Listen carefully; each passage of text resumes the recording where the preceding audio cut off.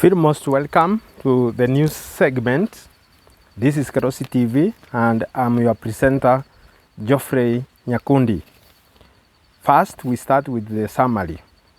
Nigerian sprinter tests positive for human growth hormone at the Tokyo Olympic Games. Prince Diana's niece wore 5 wedding gowns during her wedding to multi-billionaire Michael Lewis in Italy. The third news item is that Amazon is the second largest employer in the US, and also Fertility Doctor in the US, accused of using his sperms to impregnate women, will pay 1 billion shillings, Kenyan shillings, as settlement. Elsewhere, Carl Levin was Michigan's longest serving US senator.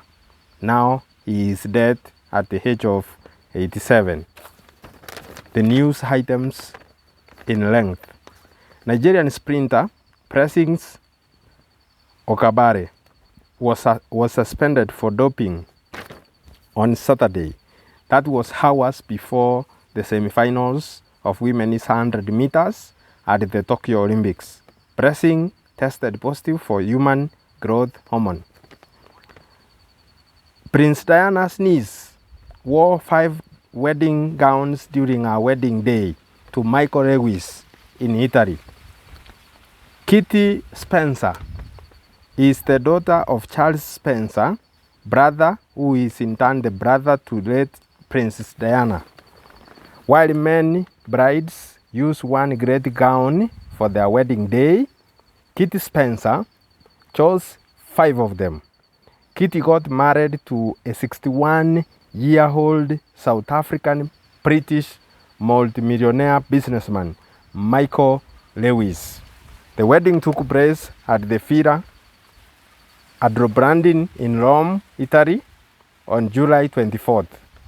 Resi Victorian-inspired gown with long sleeves was chosen as the main gown for the wedding by Kitty Spencer.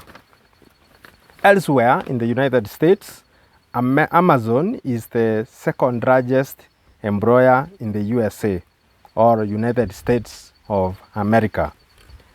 It is estimated that 1 out of every 169 workers in the US is employed by Amazon. Amazon now employs over 1 million people in the US alone. The pay is not bad. They pay approximately $15, which is per hour, which as a minimum wage for all its employees since 2018. That is around 1,500 Kenyan shillings per hour. So if you work for 10 hours a day, you will go home with 15,000 shillings from Amazon if you were to work at Amazon at that minimum wage. But the federal minimum wage is estimated to be $7.5 per hour. Globally, Amazon employs 1.3 million people. It is the second largest employer in the US, behind Walmart, which employs 1.6 million people in the US alone. By June of this year, United States of America had a workforce of roughly 161 million people, according to the Bureau of Labor Statistics. That is where the estimation comes from, that 1 out of 169 is an employee of Amazon. This is a large fleet of workers by all standards. Elsewhere, a fertility doctor is accused of using his sperm to impregnate women, and he will pay 1 billion Kenyan shillings equivalent as settlement. Hundreds of victims have come out to demand for justice after they were impregnated by one fertility doctor by the name Norman Parwin.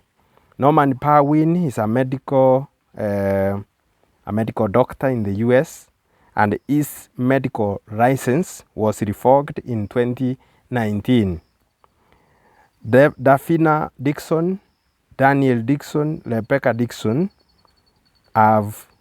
they started a class action lawsuit in 2016, and it is said that in 1989, Daniel and Daphina sought medical services from Barwin. The doctor performed artificial insemination on the parents.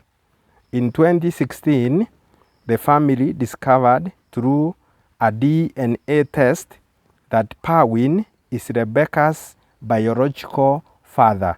We are saying Rebecca Dixon. Rebecca Dixon is the daughter of Daniel Dixon and also Daphina Dixon. Barwin has been doing this since 1970s. So I think he must have impregnated hundreds of women with his own sperms or semen. Further, the proposed settlement of 1 billion Kenyan shillings equivalent must be approved by a court in Canada in November. And then families and individuals who received wrong semen or sperms samples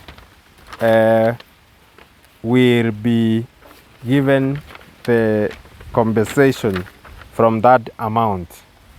Meanwhile, Barwin has denied, I quote, any liability of any kind whatsoever, end of quote. The doctor states that the document which was released by his lawyers states that Barwin argued to the settlement and saying, in order, I quote, in order to avoid the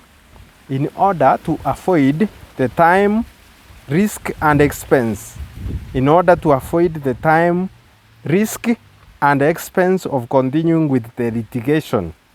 That is the reason given for his acceptance to give a settlement. The source of the news is USA Today. Finally, Carl Levin is the Michigan's longest serving U.S. Senator. He has served in the Senate of the U.S. for 36 years, and Levin was a trained lawyer who served twice as a chair of Armed Services Committee. He helped set U.S. military strength and policy. As Michigan's senator, he defended the other industry, that's motor vehicle industry. He supported payout of General Motors and Chrysler in 2008-2009 financial meltdown. He fought Pentagon overspending. He was known as Mr. Integrity in quotes, because he was very straightforward and whatever he said, he followed it through. He was born in 1934 in Detroit,